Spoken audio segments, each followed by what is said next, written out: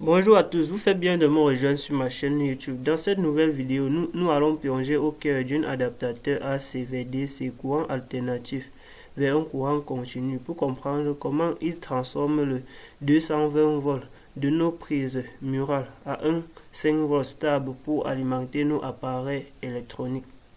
Il s'agit d'un chargeur simple, aussi appelé convertisseur AC/VDC. Je vais vous expliquer comment ce circuit fonctionne en passant par ses composants principaux. Le rôle de chaque composant: les diodes, les redresseurs, les condensateurs, les transformateurs, les transistors de communication et les régulateurs de tension. Nous allons voir comment le circuit gère la protection et la stabilisation de la tension de sortie.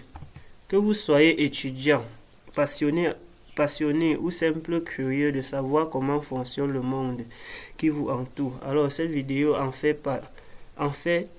fait pour vous. Ici à l'entrée, nous aurions un courant de 220 volts AC. J'ai oublié de mentionner. Je peux mentionner 220 volts. Donc nous recevons un courant de 220 volts à l'entrée. Nous pouvons placer là. Donc voici notre entrée 220 volts comme indique. Nous avions une résistance, la résistance de R1, 110 ohms. Il limite le courant d'entrée initial et assure une protection de base. C'est la raison pour laquelle j'ai mis cette résistance. Nous avions nos diodes D1, D2, D3, D4. Les diodes 1N4007. Ils forment le pont redresseur qui convertit le courant alternatif en courant continu. Après ça, nous avions un condensateur de 2,2 nanofarad, 400 volts. C'est ça qui est mentionné ici. C'est un condensateur de lissage qui charge et se décharge lentement pour rendre le courant continu plus stable et réduire les ondulations. Nous allons convertir DC. Cette section constitue le cœur de circuit de fonctionnement sur le principe d'un convertisseur à découpage. Q1. Nous avions Q1.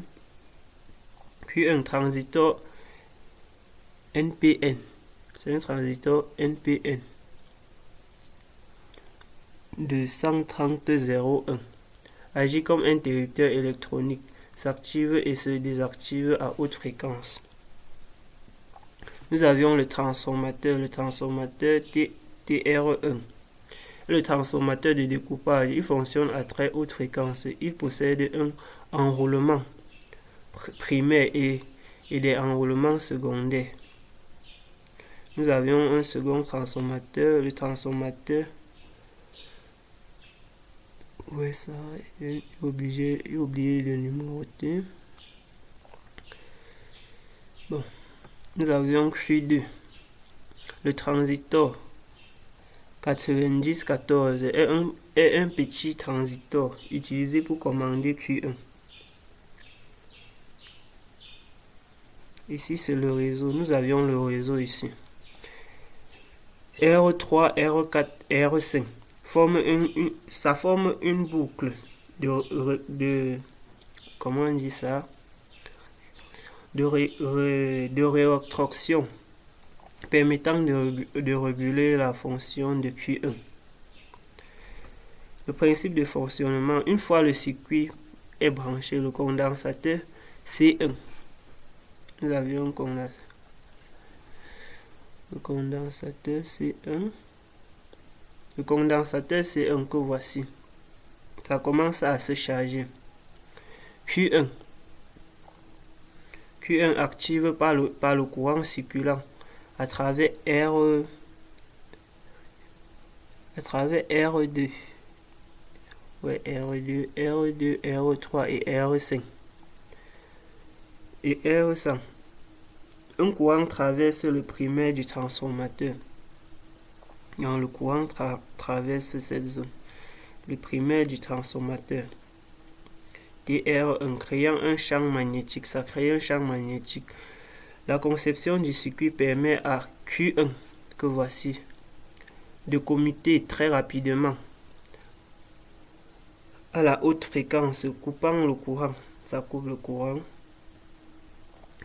Cette découpe rapide transforme l'énergie par injection électromagnétique du primaire vers les secondaires du transformateur Q1. Ici. Là, c'est le secondaire du transformateur. Le transformateur possède deux enroulements secondaires. Le premier alimente le circuit principal.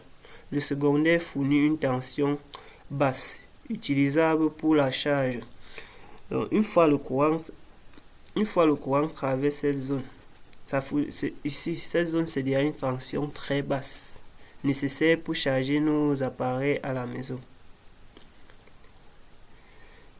D5.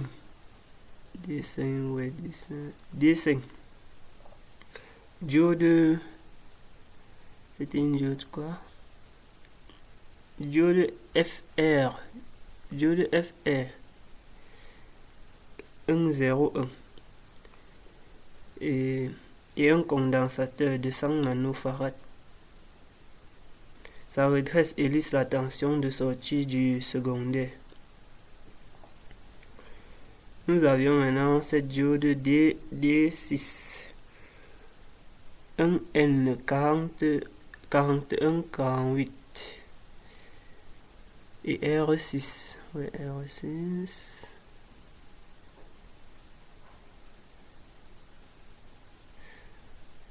Non, R5 plutôt. C'est une résistance de 330 kg, de 330 ohms. Ça forme une boucle de réaction stabilisant pour maintenir une tension de sortie constante. La diode Zener. Voici la diode. Nous avions une diode Zener. Ça régule la tension à 5 volts. Ensuite, nous avions la LED. C'est une LED verte avec une résistance de 1 kΩ. La LED doit nous indiquer la lumière que la charge est en fonction. Le pont de sortie, j'ai oublié de mentionner, ça devait être 5 volts, j'ai oublié de mentionner. La borne, c'est la borne à connecter à l'appareil, à la charge. Donc une fois vous avez fini la conception de votre chargeur, nous avions cette borne de sortie. C'est pour alimenter, c'est pour charger nos téléphones. En fait, ce circuit, ça transforme une tension alternative élevée de 220 volts à une tension continue à basse de 5 volts. Il commence par redresser et lisse la tension AC. Ensuite, il découpe cette tension à haute fréquence via un transistor et un transformateur spécial. Enfin, la tension convertie stabilisée, puis livrée à la sortie pour alimenter un chargeur, un appareil électronique.